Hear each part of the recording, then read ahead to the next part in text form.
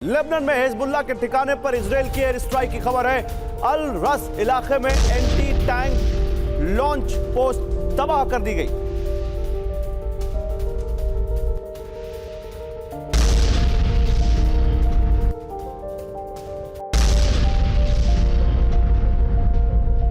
उधर उत्तरी इजरायल पर हिजबुल्लाह का बड़ा हमला। लेबनान से हिजबुल्लाह ने 36 रॉकेट दागे हैं। इजरायली डिफेंस सिस्टम ने सभी रॉकेट मार गिराने का दावा किया है। लेबनान से हिजबुल्लाह ने 36 रॉकेट दागे। अभी हम आईडीएफ का हमला दिखा रहे थे, अब हिजबुल्लाह का हमला देखिए।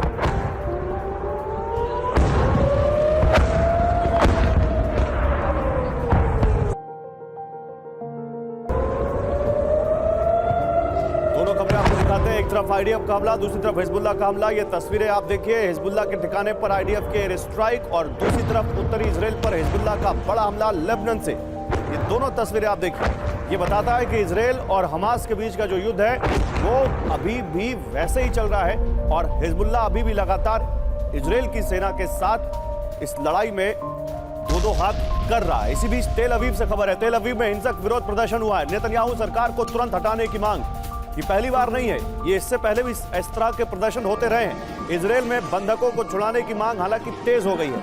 आप देखिए, नेतन्याहू सरकार को तुरंत हटाने की मांग करने को लेकर लोग सड़कों पर उतर आए।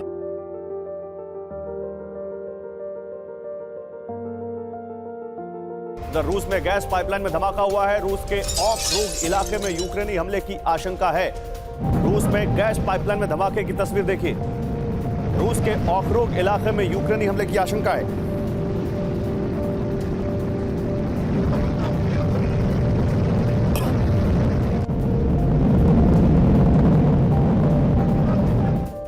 यूक्रेनी ठिकाने पर रूस की प्रचंड बमबारी अब आपको दिखाते हैं। वुलेदर में फैब 500 से हमला किया गया है। वुलेदर में यूक्रेनी ठिकाने पर रूस की प्रचंड बमबारी, फैब 500 बम से यह हमला किया गया।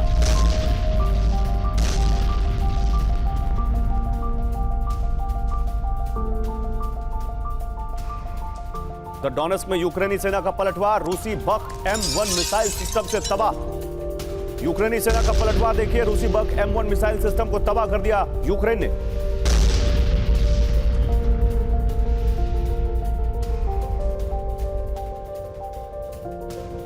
अवदीवका में रूसी बेस पर बड़ा हमला हुआ है। यूक्रेनी सेना ने MLRS से इस पर अटैक किया है। अवदीवका में रूसी बेस पर बड़ा हमला। यूक्रेनी सेना ने मल्टी लॉन्च रॉकेट सिस्टम से यह अटैक किया।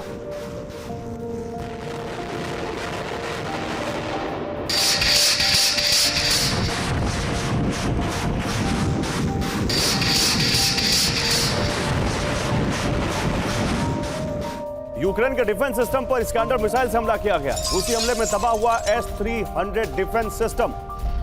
यूक्रेन के डिफेंस सिस्टम पर मिसाइल अटैक किया गया है। रूसी हमले में तबाह हुआ S-300।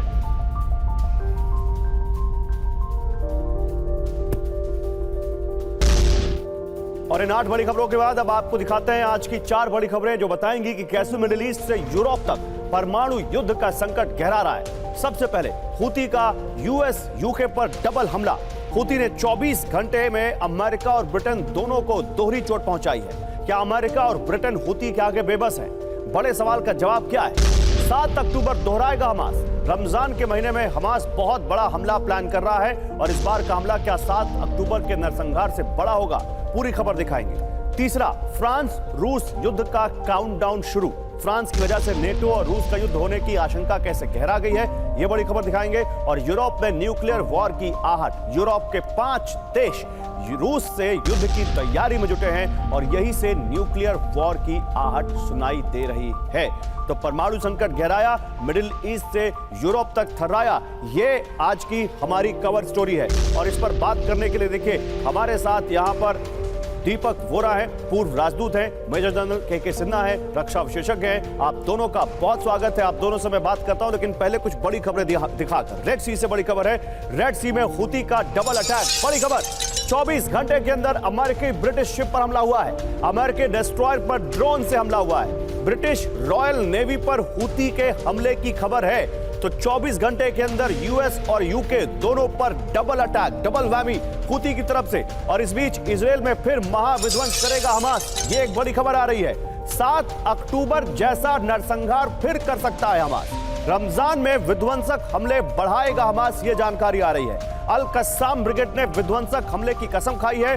फिलिस्तीनियों की कीमत पर हमले कर रहा है हमास, ये मोसाद ने कहा है। इसी बीच एक और बड़ी खबर, रूस से प्रचंड युद्ध की तैयारी में फ्रांस। कभी भी हो सकती है रूस और फ्रांस में भिड़ंत। फ्रांस के राष्ट्रपति मैक्रोन ने संकेत दिए हैं, हमारी स्पेशल फोर्स तैयार, ये कहा मैक्रोन ने। यूरोप में रीजनल वॉर के संकेत दिख रहे हैं। और एक और बड़ी खबर, नेटो को रूस की न्यूक्लियर वार्निंग।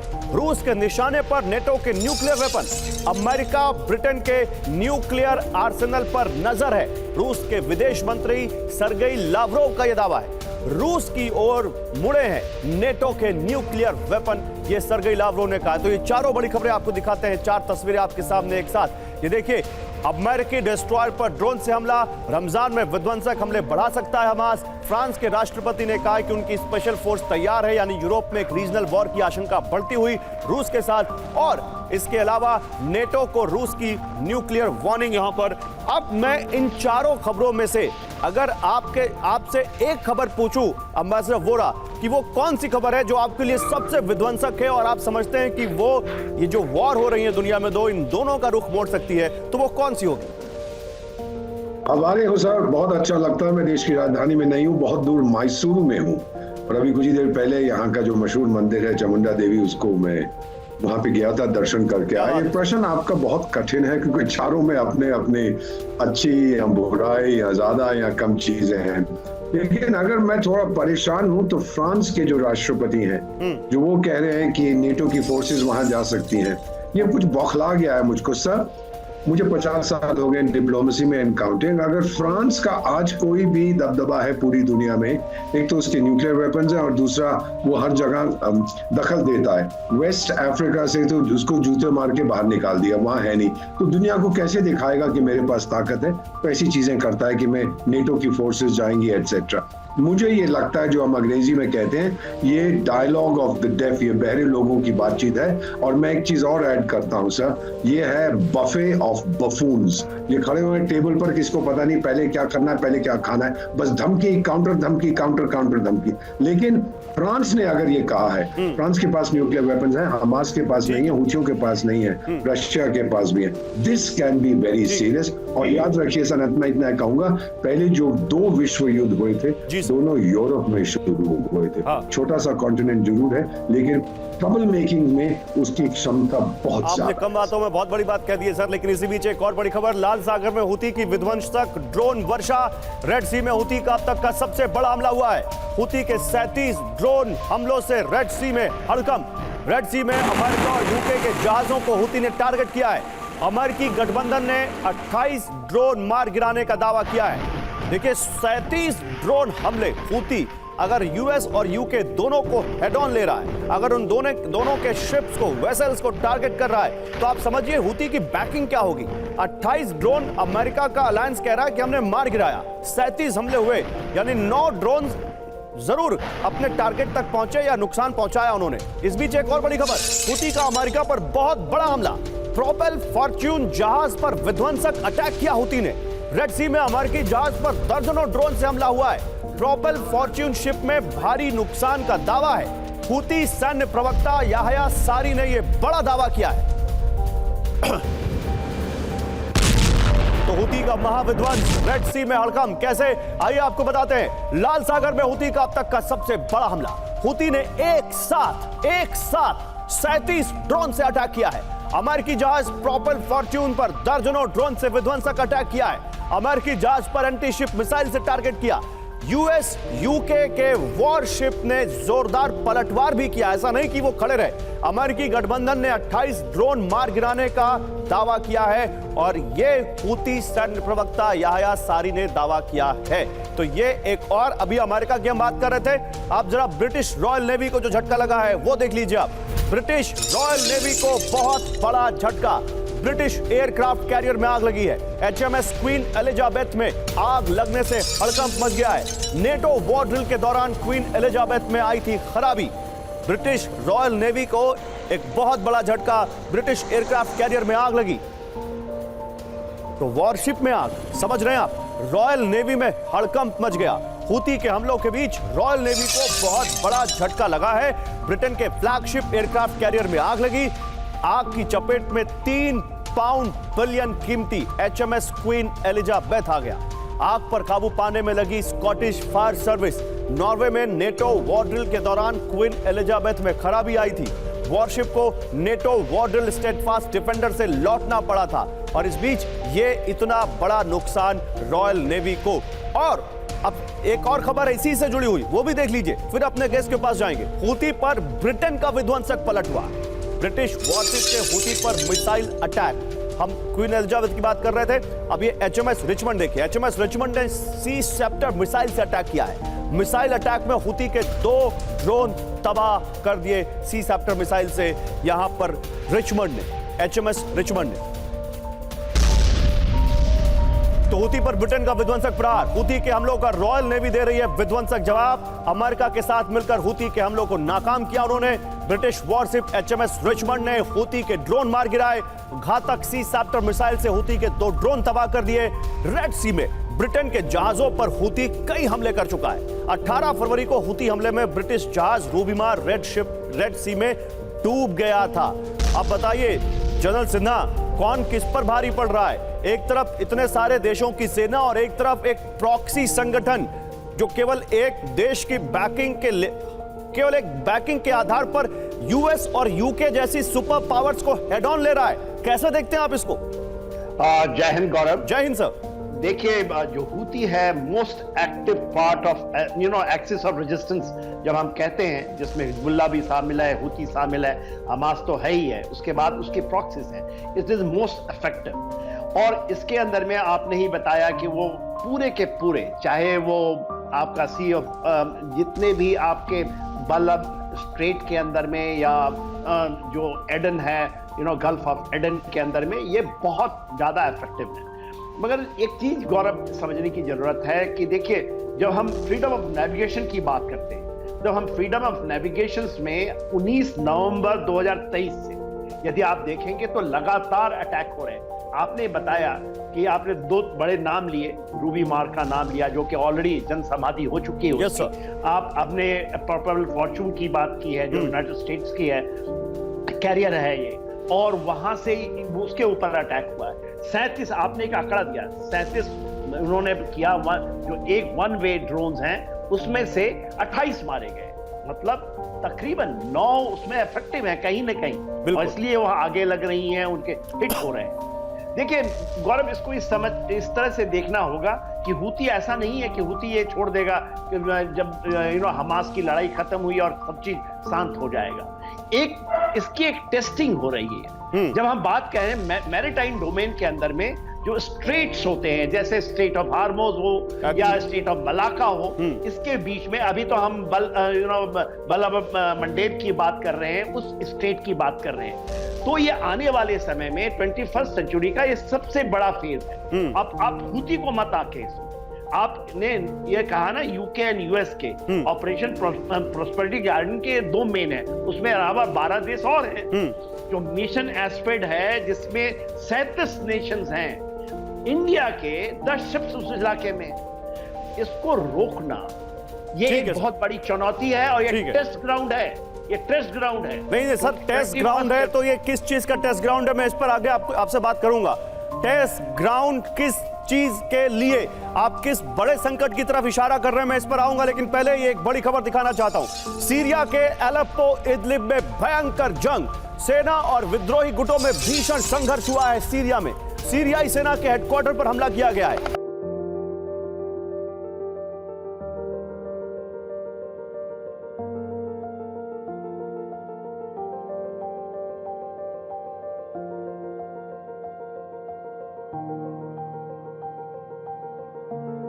दक्षिण लेबनान में इजरायल का विध्वंस, हिजबुल्लाह के ठिकानों पर एयर स्ट्राइक हुई है। एक घर में हुई 5 लोगों की मौत। दक्षिण लेबनान में इजरायल का विध्वंस देखिए, एयर स्ट्राइक में एक घर में 5 लोगों की मौत हुई। हवाई हमले में 9 से ज्यादा लोग घायल हुए।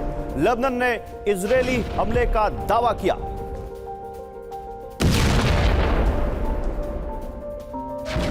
और लेबनान में इजरायल का बहुत बड़ा हमला। अभी हमने आपको एक हमला दिखाया, आप दूसरा हमला देखिए। हिजबुल्लाह के बेस पर आईडीएफ का महाविध्वंस, हिजबुल्लाह हेडक्वार्टर को धमाके में उड़ाया, हिजबुल्लाह का मिलिट्री सेंटर तबाह कर दिया।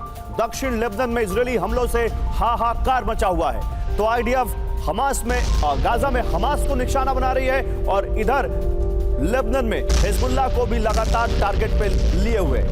तीनों खबरें आपको दिखाते हैं, तीन बड़ी खबरें एक साथ आपको दिखाते हैं किस तरह से ये युद्ध सीरिया से लेकर लेबनान तक फैला हुआ है। सीरिया में सेना के हेडक्वार्टर पर हमला हुआ है, 60 आतंकियों को मारने का दावा किया गया। एक घर में 5 लोगों की मौत हो गई लेबनान में जब आईडीएफ ने अटैक किया, एयर स्ट्राइक की। और दक्षिण लेबनान में तो उन्होंने हिजबुल्लाह का हेडक्वार्टर और मिलिट्री सेंटर दोनों को टारगेट किया और धमाकों से दहल गया उत्तरी इजराइल। हिजबुल्लाह का इजराइल पर रॉकेट अटैक, कत्यूशा रॉकेट से इजरायली हमले पर, इजरायली इलाके पर हमला किया है हिजबुल्लाह ने। इजराइल के एयर डिफेंस सिस्टम एक्टिव हो गए, कई रॉकेट मार गिराने का इजराइल ने दावा किया।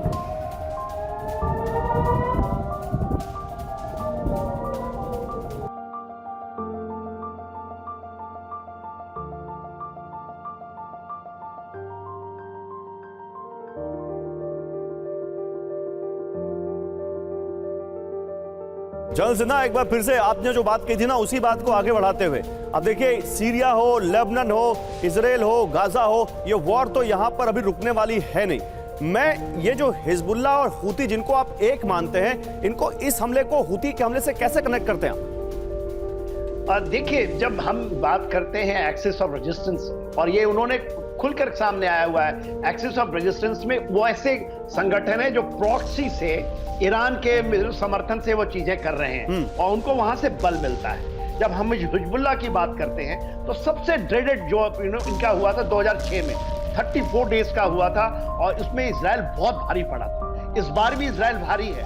देखिए, एक तरफ से तो आईडीएफ जो इजराइल की एयरफोर्स है वो जाती है अपने एयरक्राफ्ट के साथ और वहां से आपने बताया कत्यूसा का मिसाइल फायर करते हैं, जो कि एब्सोल्युटली नॉन एक्यूरेट होती थी, उसकी रेंज बढ़ा दी गई है। और कहां हो रहा है ये पूरा का पूरा? अभी आप देख रहे हैं गोलान हाइट्स की तरफ, जब हम साफा की बात करते हैं, माउंट हेब्रोन की बात करते हैं, अभी ये जो लाइन आ रही है एंटी लेबनान माउंटेन की जो, और इसके ऊपर में, क्योंकि मेन चीज यही है, क्योंकि इसी से सीरिया भी पड़ता है, लेबनान भी इधर आता है और ये जो ट्राई जंक्शन बन रहा है वहां पर मेन चीजें चल रही है गोलान हाइट्स में। और इसके पहले नीतिन आयोग साहब अभी थोड़े दिन पहले गए थे वहां पर। तो ये जो चीजें आप देख रहे हैं, क्योंकि ये मेरा मानना है कि यदि ये जो कि 10 तारीख हो गई, आज रमजान का दिन शुरू हो चुका है, उन्होंने कहा था कि शायद उन्होंने रफा के ऊपर में ऑपरेशन शुरू करेंगे। कुछ खबरें ऐसी आ रही हैं कि शायद रिज्यूम करें अपने ऑपरेशन।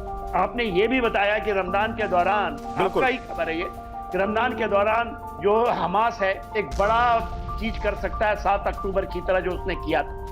यदि इनफैक्ट सर, आपको मालूम होगा जब 7 अक्टूबर को हमला हुआ तो ये थ्योरी आई कि रमजान में ये अटैक करने वाले थे, लेकिन उनकी तैयारी पूरी नहीं थी, या वो हमला कर नहीं पाए, या इजराइल अलर्ट हो गया, इसलिए इन्होंने इसको पोस्टपोन किया और फिर इस दिन ये अब आए। लेकिन सर, मैं आपके पास आऊं, एक और बड़ी खबर इसी से जुड़ी हुई है, मैं वो दिखा दूं, फिर आप लोगों के पास आता हूं। इजरायली सेना ने मेजर की मौत का बदला लिया है। मेजर बेन डेविड के कातिल पर एयर स्ट्राइक की है इजराइल की सेना ने। आईडीएफ का दावा, मारा गया हमास का लड़ाका। खान यूनिस के हमाद टाउन पर आईडीएफ का अटैक।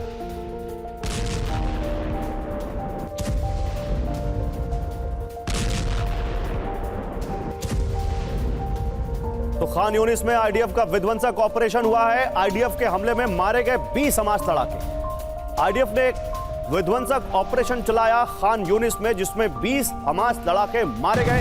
हवाई हमले के साथ ग्राउंड ऑपरेशन कर रही है इजराइल की डिफेंस फोर्सेस। छिपे हमास लड़ाकों को ढूंढकर निशाना बना रहे हैं।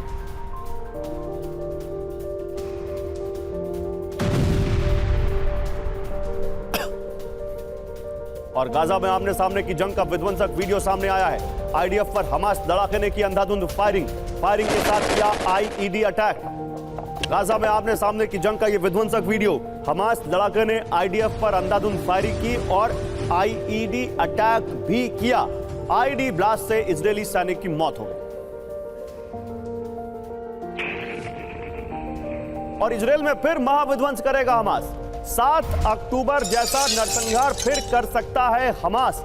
रमजान में विध्वंसक हमले बढ़ाएगा हमास, यह जानकारी आ रही है। अल कस्साम ब्रिगेड ने विध्वंसक हमले की कसम खाई है। फिलिस्तीनियों की कीमत पर हमले कर रहा है हमास, ये मोसाद ने कहा है। तो अक्टूबर जैसा नरसंहार फिर, हमास की धमकी, इजराइल पर बहुत बड़े हमले की फिराक में है हमास एक बार फिर से। इजराइल में 7 अक्टूबर जैसा नरसंहार फिर कर सकता है हमास। रमजान में विध्वंसक हमले बढ़ाने का ऐलान किया गया है। फिलिस्तीनियों की कीमत पर हमले कर रहा है हमास। युद्ध रोकने की बजाय मिडिल ईस्ट को भड़काने में लगा हुआ है हमास। अल कस्साम ब्रिगेड प्रवक्ता अबू उबैदा ने धमकी दी है। लेकिन मैं एक सीधा सवाल पूछता हूं एम्बेसडर वोरा आपसे, क्या अब 7 अक्टूबर जैसा हमला मुमकिन है दोबारा? मैं अभी जनरल सेना साहब की बात सुन रहा था, बहुत मैं इत्तेफाक रखता हूं, जो कुछ वो कहते हैं उनकी बहुत इज्जत करता हूं। ये फ्रीडम ऑफ नेविगेशन की जो बात कर रहे थे ना सुएज कनाल में, ये फ्रीडम ऑफ नेविगेशन नहीं, फ्रीडम ऑफ डोमिनेशन है कि हमारा सिस्टम जो चलता आ रहा था, तुम्हारी ये मजाल कि तुम उसको रोकने की कोशिश कर रहे हो। आपको याद है कि नासिर साहब ने भी, जो मिस्र के राष्ट्रपति थे, अपने कुछ जहाज डुबो दिए थे जब इसराइल के साथ जंग हुआ था, एटसेट्रा एटसेट्रा। अब क्या किसी के पास ये ताकत है कि इजराइल पे दोबारा हमला कर सके जैसा हुआ था 7 अक्टूबर को? मैं नहीं मानता कि इजराइल पूरी तरह से सतर्क है। हमला हुआ था कुछ हद तक, इसको अंग्रेजी में ह्यूब्रिस कहते हैं, प्राइड, कि अरे हमसे कौन पंगा लेगा, हम देख लेंगे। अमेरिका का भी यही था जब 9/11 हुआ था, अरे हमसे कौन पंगा लेगा, हम देख लेंगे। और अभी जो ब्रिटेन कर रहा था, अरे हम तो बहुत पावरफुल नेवी है। भाई एक जमाना था जब आप पूरे समुद्र पे राज करते थे, आजकल तो छोटी सी नहर पे भी आपका राज नहीं है। तो ये भूल नहीं रहा है पास्ट को, लेकिन इजराइल इस समय सतर्क है। मेरा नहीं मानना है सर, अगर इसको जिहाद डिक्लेयर कर दे तो मैं कह नहीं सकता, मेरा नहीं मानना है कि ऐसा एक दूसरा हमला हो सकता है। अगर हुआ तो फिर मेरा ख्याल इजराइल का जो फाइनल वेपन है, जो ब्रह्मास्त्र उसका है, वो उसका प्रयोग करेगा सर। आपने बड़ी चीज कह दी है, लेकिन वो फाइनल वेपन है क्या, ये बताएंगे आप टीवी पर? ये तो सबको मालूम है सर, उसके पास न्यूक्लियर वेपन्स हैं और डिलीवरी सिस्टम है सर। वो डिलिबरेट एम्बिग्यूइटी रखता है कि मैं ये कर दूंगा, वो कर दूंगा, but we all know sir, सारी दुनिया की इंटेलिजेंस कम्युनिटी जानती है, जनरल साहब भी जानते हैं, अगर फिर से हुआ नेतन्याहू साहब एक तो बहुत मजबूत हो जाएंगे, और फिर पब्लिक डिमांड, अभी तो डेमोन्स्ट्रेशन हो रही है कि भाग के चला जा, पब्लिक डिमांड्स होंगी, use that weapon. Finally sir, बड़ी बात अमेरिका के और बड़ी गंभीर बात कर रहे हैं, मुझे लगता है हमको इस पर और आगे बात करनी चाहिए। मैं कुछ और खबरें दिखाता हूं, फिर आप लोगों के पास आता हूं। गाजा में 7 बंधकों की मौत का दावा किया गया है। आईडीएफ एयर स्ट्राइक में बंधकों के मारे जाने का दावा किया गया है। हमास ने वीडियो जारी कर इजराइल पर आरोप लगाए हैं। गाजा में 7 बंधकों की मौत आईडीएफ की, यानी इजराइल की सेना की एयर स्ट्राइक में हुई है। ये हमास ने वीडियो जारी करके इजराइल पर आरोप लगाए।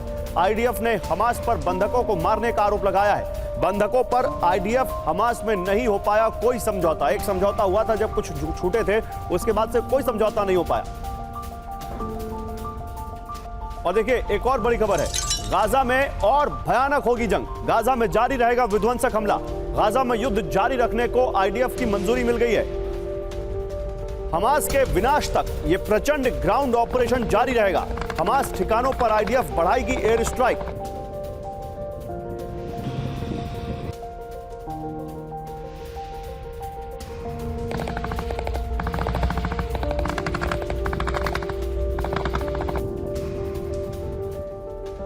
तो हमास का महाविनाश, आईडीएफ का महाप्रण, आइए आपको दिखाते हैं। हमास के खात्मे तक जारी रहेगा विध्वंसक हमला, यह आईडीएफ का प्रण है। गाजा में युद्ध जारी रखने की योजना को आईडीएफ की मंजूरी मिल गई है। आईडीएफ यानी इजराइल डिफेंस फोर्सेस।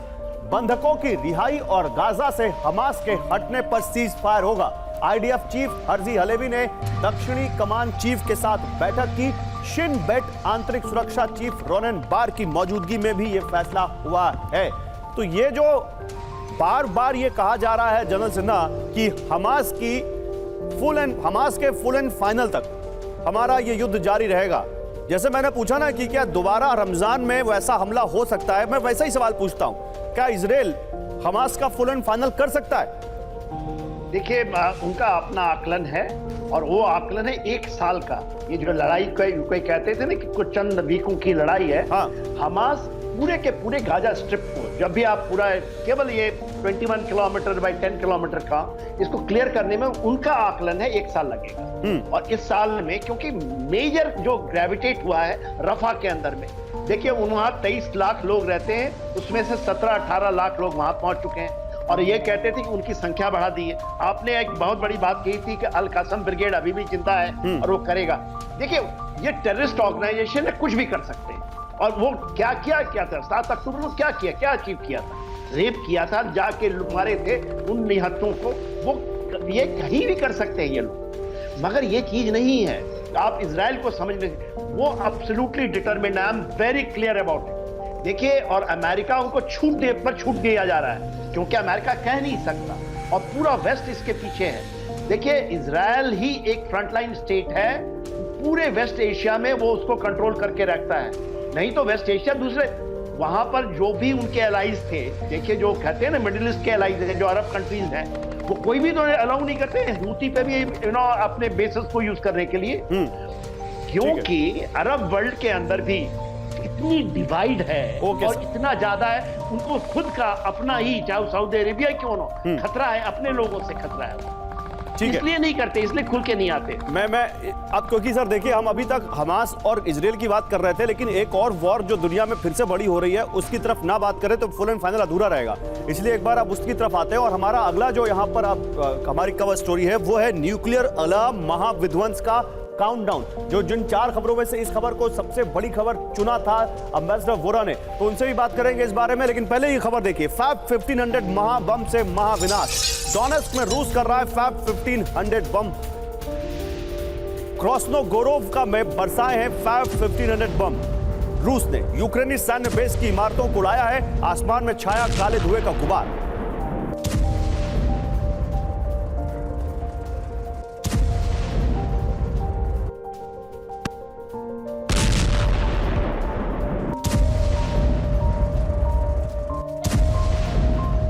और उसी हमले में तबाह अमेरिकी डिफेंस सिस्टम। रूस ने तबाह किए 2 पेट्रियट डिफेंस सिस्टम। रूसी रक्षा मंत्रालय का बड़ा दावा, $1 बिलियन का अमेरिकी पेट्रियट तबाह। अमेरिका से यूक्रेन को मिले हैं पेट्रियट डिफेंस सिस्टम।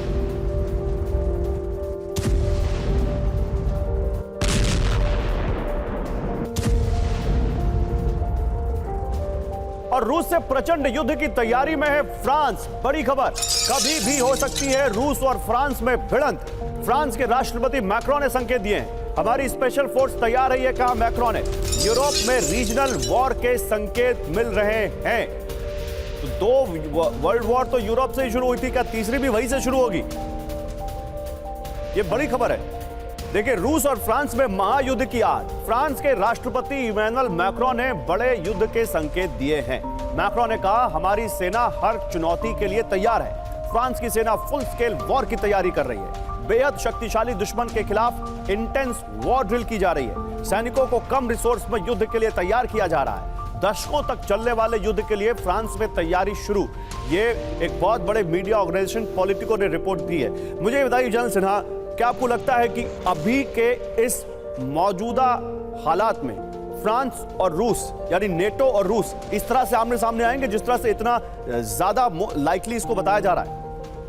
देखिए, मेरा तो ये आकलन कहता है कि अभी नेटो तैयार नहीं है। भले ही उन्होंने 32 इवन स्वीडन को ले लिया, फिनलैंड को ले लिया, मगर वो एक ऑफेंसिव एक्शंस करने के लिए as a NATO, as a force, और वो फेलियर ही रहे हैं। अब आप देखिए, अफगानिस्तान में वो भी तो नेटो ही थे ना, ये सारे गए थे। तो बूट ऑन ग्राउंड आप जो कहते हैं कि वहां पहुंच जाएंगे, और इसलिए वो स्टैबिलिटी का एक है, और मैक्रो साहब इसके माहिर हो रहे हैं। वो इन चीजों को देखिए, वहां पर 26 तारीख को इन्होंने कहा था, और कहा पोलैंड ने कहा था, उसमें ही बात हो गई कि कोई भी ऐसा नहीं बात है। जर्मनी तो ओपन कहता है, ओलाफ कहते हैं कि नहीं ऐसा कुछ भी नहीं, हम नहीं भेजेंगे। मगर ये चीजें हैं, देखिए उनको कहते हैं कि रेड लाइन क्रॉस नहीं करेंगे, रेड लाइन क्रॉस करेंगे। रशिया भी अलाउ करता है, वो कहता है फिनलैंड ज्वाइन करेगा तब हम नहीं करेंगे। वो कहते हैं कि आप हाइमार्स दोगे, आपने पैट्रियट मिसाइल सिस्टम दोगे तो हम करेंगे। तो इनकी जो एक कहते हैं ना कि इसको कॉन्फिडेंस बिल्डअप हो जाती है, आज नहीं तो कल, मगर किसी की ताकत नहीं है, क्योंकि इस इलाके में बूट्स ऑन ग्राउंड प्रॉक्सी से करते हैं। आप ये कहेंगे आप तो प्रॉक्सी में तो फिर वो कहेंगे कि नेटो डायरेक्ट इन्वॉल्व नहीं है या रशिया डायरेक्ट इन्वॉल्व नहीं है, वो तो वही बात है। मैं आता हूं सर आपके पास। देखिए, आसान है ना, रशिया को डिक्लेयर करना चाहिए। उन्होंने कहा था, देखिए वहां पोलैंड रीजन है, वो पूरे के पूरे बेलग्राड के अंदर में कार्रवाई अंदर तक चले गए थे। ठीक है, रशिया को भी समझना पड़ेगा कि अपने रेड लाइन को यदि वो डिक्लेयर करता है तो उसको कुछ करना पड़ेगा। ठीक है सर, इस पर आगे बात करेंगे, लेकिन एक और बड़ी खबर, यूक्रेन ने रूसी ठिकानों पर महाविस्फोट किया है। हाई एक्सप्लोसिव रालेक F3 फ्यूज से महाविध्वंस किया गया है। फ्रांस से मिले विनाशक फ्यूज ने तबाही मचा दी है। सीजर हॉविट्जर आर्टिलरी से रूसी आर्मर्ड व्हीकल तबाह। रिमोट शेल से रूसी बेस पर हमला कर रहा है यूक्रेन।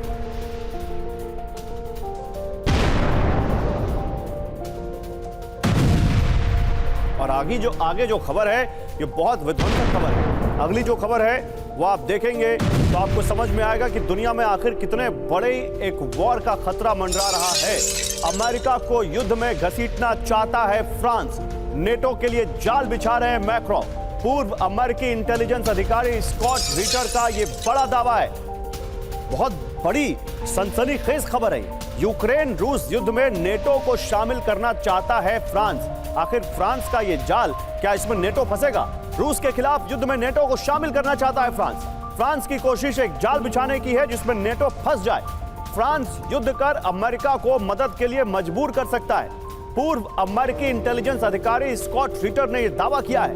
पहले फ्रांस युद्ध शुरू करेगा और फिर नेटो से मदद मांगेगा। ये देखिए, और युद्ध के लिए नया अलायंस भी बना रहा है फ्रांस। ये खबर आ रही है। नेटो से अलग गुट बना रहा है फ्रांस, ये जानकारी सामने आ रही है। यूक्रेन में सेना भेजने की तैयारी में है मैक्रो। कई यूरोपीय देशों पर सेना भेजने की बात की गई है। स्पुतनिक पॉलिटिको की रिपोर्ट में यह दावा किया गया है। और यूक्रेन में सैनिक भेज सकता है पोलैंड, एक और जानकारी आ रही है। पोलैंड के विदेश मंत्री रादोस्लाव सिकोर्स्की ने संकेत दिए, यूक्रेन में सैनिक भेजने से परहेज नहीं। यूक्रेन में नेटो सैनिकों के भेजने के पक्ष में है रादोस्लाव। मैक्रो के बाद पोलैंड के मंत्री ने भी संकेत दिए। तो क्या नेटो में अब कुछ देश सीधे वाकई रूस से वॉर करना चाहते हैं? यूक्रेन में सेना भेजने के पक्ष में कई देश, कौन कौन से देश हैं? Estonia, Latvia, Lithuania, Poland, Netherlands, France. ये देश सीधे यूक्रेन में अपनी सेना भेजने के पक्ष में हैं। एम्बेसडर वोरा, ये हो क्या रहा है? नेटो में अचानक ये बाढ़ क्यों आ गई है यूक्रेन में नेटो फोर्सेस भेजने वाले देशों की? सर आपका ऑडियो म्यूट है सर, प्लीज अनम्यूट करें। मेरी आवाज पहुंच रही है आप तक? जी बिल्कुल आ रही है सर। जी, मुझे कुछ हद तक हंसी भी आती है क्योंकि जिन देशों का नाम लिए, लाटविया, लिथुआनिया, एस्टोनिया, मैं वहां पे आपका राजदूत रहा हूं, तो 5-5 हजार लोगों को तो इनकी फौज है, ये क्या करेंगे? तो ये दिखाना चाहते हैं कि हम भी नेटो के बड़े इफेक्टिव मेंबर्स हैं। पोलैंड की जरूर फौज है लेकिन बहुत मार पड़ेगी क्योंकि उसका तो कॉमन बॉर्डर है। मेरा ये मानना है इस समय कि नेटो दिखाने की कोशिश कर रहा है, यूक्रेन को बताने की कोशिश कर रहा है कि टाइगर तेरे को हम शामिल नहीं कर सके लेकिन घबरा मत, तेरे को नेटो का मेंबर बनाए बिना ही हम तेरी मदद करेंगे। ऐसा होगा नहीं। मैक्रोन बुरी तरह से इलेक्शन हारेगा। एक ही तरीका अगर वो जीत सकता है, नेतन्याहू की भी वही चीज है सर कि जंग को वो जारी रखे। लेकिन फ्रांस अच्छी तरह से जानता है, जब दूसरा विश्व युद्ध भी शुरू हुआ था सर, तो जर्मनी ने जब उस पे ऊपर कब्जा किया था, यही चीजें होती है जहां शुरू होता है, फिर बाकी देश तेरी मदद के लिए आते हैं कि नहीं मैं नहीं जानता। और आपके पीछे मैं देख रहा हूँ एक इमेज है वो टिंगलिंग की भी, पिंग पोंग की, वो भी इस समय जो मंडरा रहा है भंवरे की तरह। देखूं किस तरफ मुझे जाना है, चबल में कूदना है। मेरा मानना ये है कि अभी पॉस्चरिंग चलेगी, बहुत बड़ा वाह वाह वाह ये कर लेंगे वो कर देंगे चलेगा, लेकिन किसी में दम नहीं है कि इस समय रूस के साथ पंगा ले सके। ठीक है सर। और आपने जिनकी तस्वीर की तरफ इशारा किया है, ये इधर जो है, मैं अगली जो खबर होगी अगर उनका कुछ उनसे जुड़ी जो खबर आती है मैं आपसे जरूर रिएक्शन लूंगा। लेकिन इसी बीच देखिए, फ्रांस पोलैंड को पुतिन की चेतावनी, रूस का पलटवार बेहद घातक होगा। रूस के लिए खतरा बनने वालों को किया सावधान, कहीं भी हमला करने में सक्षम है रूस। पुतिन ये बड़ी चेतावनी देते हुए फ्रांस और पोलैंड को वो कह रहे हैं कि पलटवार अगर हमने किया तो बहुत घातक होगा और हम कहीं भी हमला कर सकते हैं।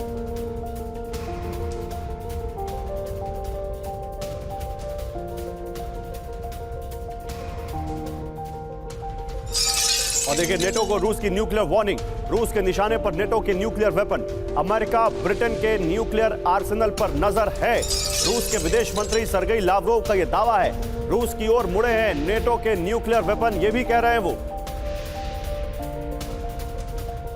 तो नेटो से रूस तक न्यूक्लियर टेंशन। रूस ने पश्चिमी देशों को न्यूक्लियर वॉर की चेतावनी दी है। रूस के पास किसी भी देश तक हमला करने में सक्षम हथियार हैं। परमाणु संघर्ष का खतरा बढ़ा रहे हैं पश्चिमी देश, ये पुतिन ने कहा है। रूस के निशाने पर है नेटो के न्यूक्लियर वेपन, ये लावरोव ने कहा है। रूस की ओर मुड़े हैं नेटो के न्यूक्लियर वेपन, वो कह रहे हैं यानी हमें मालूम है कि आपकी पोजीशन कहां है और हमने उनको टारगेट भी किया हुआ है। जनरल सिन्हा, ये सर्गेई लावरोव क्या कर रहे हैं? ये केवल एक प्रेशर बना रहे हैं या वाकई इनकी बातों में दम है? देखिए दीपक बोरा साहब से आप पता करें, जो लावरोव साहब हैं एक सबसे शार्प, जो यदि डिप्लोमेसी को कोई जानता है तो ये है। हाँ। मेरा ऐसा मानना है, मैंने इनके बारे में काफी पढ़ा है। दीपक बोरा साहब माने या ना माने, मगर मेरे साथ उनसे भी पूछ लीजिएगा। लावरोव जो कहते हैं पूरा का पूरा, देखिए आज के दिन में रशिया उभर के जब आया है तो उसमें इनका भी बहुत, पुतिन के साथ इनका एक बहुत बड़ा उसमें योगदान रहा है। हाँ। जो आप ये बता रहे हैं कि आज के दिन में जो यूरोप में जो डिवाइड हुई है, जो खास करके ईस्टर्न यूरोप के अंदर में, भले ही आप कह लीजिए कि ये देश, उन्होंने बहुत अच्छा बताया, बाल्टिक देश में 5-5, 6-6 हजार लोग क्या करेंगे। आज तो पूरा का पूरा फ्रांस भाग खड़ा हुआ है अफ्रीकन कॉन्टिनेंट से। कहां रह गए मैक्रो साहब? वहां तो उनको कोई सुना नहीं। वो वहां तक भी वो नहीं ज्वाइन कर रहे हैं। जो ऑपरेशन प्रॉस्पेरिटी गार्डियन है उसमें ज्वाइन नहीं कर रहे, यूके साथ दे रहा है। आज इनकी हालत बुरी है। आप पूरे विश्व को कैसे आप संभालेंगे? अभी तो आप इंडो पैसिफिक खुला ही नहीं। यदि इंडो पैसिफिक खुल जाता है, क्योंकि चाइना वहां हार गया, ताइवान का इलेक्शन जब हुआ तो वहां हार गया, पॉलिटिकल डिफीट हुई है, नहीं तो ये तो अभी तक वहां भी ग्रेविटेट हो जाता। तो आपका सवाल बहुत इंपॉर्टेंट है। ठीक है सर, मैं आपकी बात समझा। आई होप मेरे दर्शक भी आपकी बात जरूर समझ रहे होंगे। लेकिन इसी बीच यूरोप में परमाणु युद्ध के खौफ में अमेरिका को रूसी न्यूक्लियर हमले की आशंका है। अमेरिका को 2022 में परमाणु हमले के संकेत मिले थे। 2 अमेरिकी अधिकारियों के हवाले से अमेरिकी न्यूज एजेंसी का यह दावा है, यूक्रेन पर परमाणु हमला करने वाला था रूस। इस रिपोर्ट में कहा गया है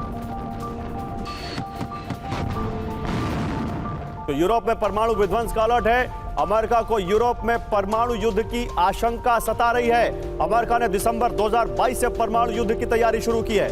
आशंका थी कि रूस यूक्रेन पर न्यूक्लियर अटैक कर सकता है। बाइडेन प्रशासन को रूस के परमाणु हमले के संकेत मिले थे। फ्रांस, यूरोपीय देशों से रूस की बढ़ती टेंशन की चिंताएं और बढ़ गई हैं। तो दुनिया पर न्यूक्लियर वॉर का संकट मंडरा रहा है क्या? ये आइए आपको और इससे जुड़े तथ्य देते हैं। रूस न्यूक्लियर केपेबल बैलिस्टिक मिसाइल का परीक्षण उसने किया। यार्स मिसाइल का उसने परीक्षण किया। ये एक इंटरकॉन्टिनेंटल बैलिस्टिक मिसाइल सरमत को कॉम्बैट ड्यूटी में शामिल भी कर चुके हैं। अमेरिका, यूरोप में न्यूक्लियर आर्सेनल की तैनाती का इनका प्लान और ब्रिटेन में फिर से न्यूक्लियर वेपन की तैनाती की आशंका। ईरान लगातार यूरेनियम 235 का संवर्धन बढ़ाने में जुटा है। चीन 2030 तक 500 से ज्यादा परमाणु हथियार तैयार करने का लक्ष्य है। नॉर्थ कोरिया परमाणु हथियारों के निर्माण पर तेजी से काम करने का दावा है। तो ये जो परमाणु हथियारों की रेस लगी हुई है ईस्ट से लेकर वेस्ट तक, यह बताता है कि कैसे न्यूक्लियर हमले के बिल्कुल एक ढेर पर, बारूदी ढेर पर दुनिया बैठी हुई है। इसी बीच यूक्रेन पर रूसी MLRS का बारूदी प्रहार दिखाएंगे आपको। यूक्रेनी ठिकानों पर विध्वंसक गोलाबारी हुई है। स्लावहोर रोड के पास रशियन सेना का एक्शन। यूक्रेनी इन्फेंट्री पर बरसाए गए विध्वंसक गोले।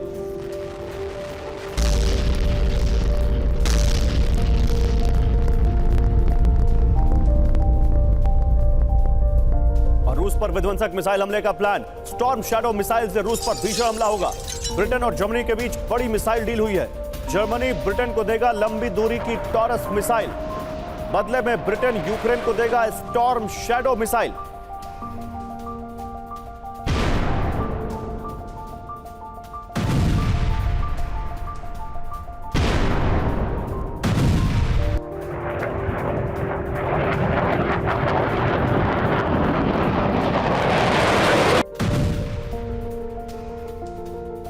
जनरल सिन्हा, एक छोटा सा अगर मैं आपसे व्यू मांगू इस ऑनगोइंग वॉर में, तो अभी हमने देखा था कि 18 से 20% तक यूक्रेन का हिस्सा रूस ने हासिल कर लिया था। अभी वो कहां तक आप इस वॉर को असेस करते हैं सर? 20 सेकंड। देखिए मेरे ख्याल से बहुत ज्यादा नहीं हासिल कर पाएगा, खैरसोन तक को नहीं ले पाया है। तो ये कहीं ना कहीं 20 से 25% तक ही रहेगा।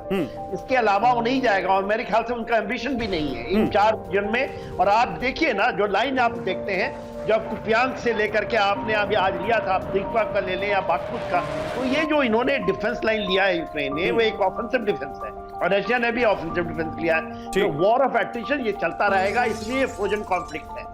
और इसमें ज्यादा से ज्यादा जेप्रोजिया या खैरसोन तक जा सकती है। ठीक है, ओके। इसी बीच एक बड़ी खबर आ रही है। रूसी हमले में तबाह यूक्रेन का सुरक्षा कवच। रेडार सिस्टम से लेकर मिसाइल लॉन्चर तक ध्वस्त। नासैम्स और बक सिस्टम नष्ट कर दिया रूस ने। 2 हफ्ते में 14 डिफेंस इक्विपमेंट रूस ने तबाह कर दिए हैं। तो यूक्रेन का सुरक्षा चक्र तबाह कर रहा है लगातार रूस। कौन कौन से सुरक्षा चक्र के वो हथियार तबाह किए आइए आपको दिखाते हैं। देखिए ये हम आपको पिछले 2 हफ्ते के आंकड़े दिखा रहे हैं। 2 पेट्रियट लॉन्चर तबाह, 3 S-300 लॉन्चर तबाह, 3 P-18 रडार सिस्टम तबाह, 2 बक M1 सिस्टम तबाह, 1 ST-68U रडार सिस्टम तबाह। पिछले 2 हफ्तों के आंकड़े हैं जो ये बताता है कि यूक्रेन को रूस ने कितना नुकसान पहुंचाया है। इस बीच चीन का जिक्र आया था। देखिए चीन की नई साजिश पर अभी की बड़ी खबर है। समंदर में युद्ध की बड़ी तैयारी कर रहा है चीन। जिनपिंग ने सेना से जंग के लिए तैयार रहने को कहा है। समुद्री संघर्ष के लिए तैयार रहे सेना, ये जिनपिंग ने कहा है।